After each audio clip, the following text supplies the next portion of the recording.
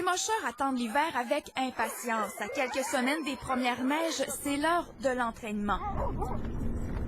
Mais actuellement, c'est l'inquiétude. Le projet de règlement de Québec sur la sécurité et le bien-être des chats et des chiens menace leur avenir. Quand j'ai vu les articles de loi, là, je me suis posé la question, comment est-ce qu'on va mettre ça en pratique? Voici à quoi ressemblent les installations de Mathieu Gagné.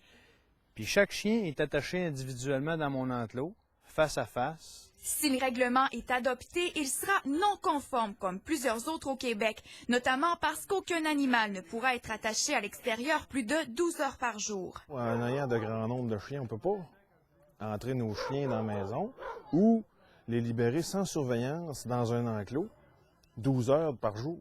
Plusieurs articles de ce projet de règlement ne tiennent pas la route, selon ces mocheurs. Eux autres, ils conseillent, par exemple, si on veut faire un enclos extérieur, c'est des enclos séparés. Mais quand on tombe à 12, 14, 20 chiens, l'investissement est très coûteux. Résultat, certains n'auront d'autre choix que de se départir de leurs animaux, des bêtes qu'ils ont depuis des années. Je pense pas garder mes chiens s'il faut que ça me coûte aussi cher, malgré que je les aime énormément. S'il y a un règlement de même qui rentre que j'ai pas le choix de dételer, mettons, c'est 15 ans de travail qu'on jette à poubelle. Ces propriétaires de chiens prévoient que ce sera un dur coup pour l'industrie du chien de traîneau au grand complet. Tout ce qu'on souhaite, nous autres, c'est de pouvoir garder nos chiens dans des conditions, oui, en resserrant la loi 42, mais il faut faire attention sur qui on frappe. Là. À mon idée, il y a au moins une dizaine de milliers de chiens qui vont être euthanasiés au Québec.